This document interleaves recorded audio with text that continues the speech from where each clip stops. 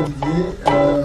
Bon, d'abord, j'ai l'impression que maintenant vous vous inscrivez dans une sorte de rendez-vous, parce que c'était à peu près à même date, votre première invitation il y a un an pour parler du PLFSS, bien sûr, sans aujourd'hui. Nicolas Revel, directeur général de la Caisse nationale d'assurance maladie.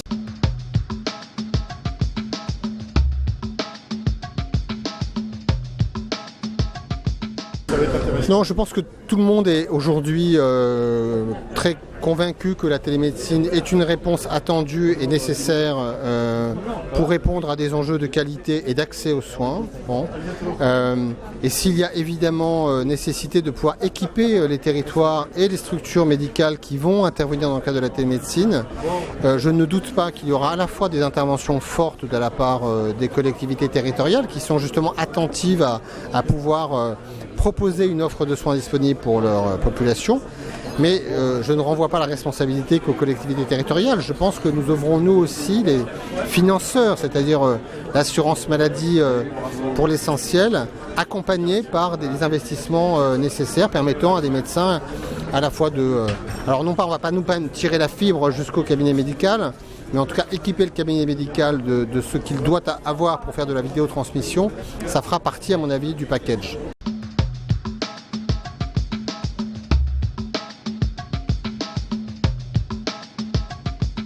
Non, ce que dit l'article 36 de la LFSS 2016, c'est qu'on arrête avec l'expérimentation sur deux actes qui sont quand même les deux principaux, c'est-à-dire les téléconsultations et les actes de téléexpertise. D'accord ? Sur ces deux actes, on arrête l'expérimentation. Et on demande à l'assurance maladie de négocier avec les professionnels de santé, les médecins, mais pas que les médecins, un accord conventionnel qui permettra de fixer des tarifs et de poser le cadre. Voilà. Et donc on va bien changer de pied, on va changer de mode opératoire et s'inscrire dans le droit commun. En revanche, la LFSS maintient le cadre expérimental pour tout ce qui est télésurveillance des patients.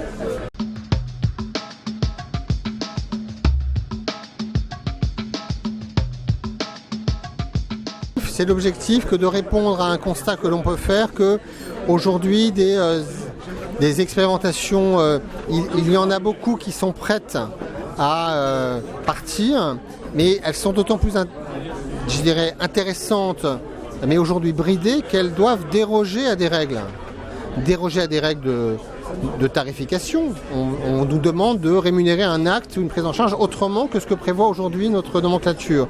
Mais même déroger à des règles juridiques de prise en charge, de compétences, d'organisation d'un accueil en urgence d'un patient. Bref, il y a un champ assez large de règles qui aujourd'hui encadrent et auxquelles on devrait pouvoir déroger.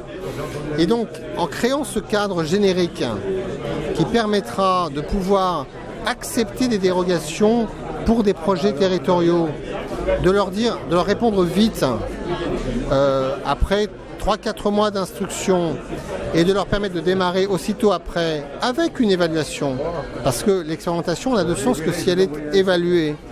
Et donc avec ensuite une suite qui est donnée à cette expérimentation, soit que l'évaluation nous indique que ça ne marche pas bien, et il faut savoir arrêter à ce moment-là les choses, soit qu'au contraire ça se révèle intéressant, et il faut à ce moment-là pouvoir du coup dire bah voilà, ce truc-là existe, est parti d'un territoire donné, bah 1 an ou 2 ans plus tard, on le met dans 5 autres régions pour vérifier qu'à une autre échelle, ça continue de produire les mêmes effets.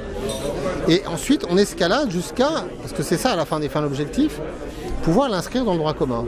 Et donc, il faut, avec cet article 35 de la LFSS, qui n'est pas qu'un outil financier, c'est aussi un cadre juridique plus souple, pouvoir faire en sorte qu'on soit plus rapide, on soit plus agile, mais qu'on reste très, justement, exigeant sur...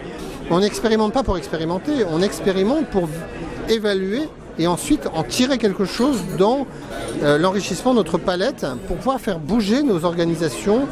Et pour faire bouger nos organisations, il faut qu'on bouge sur les modes de rémunération.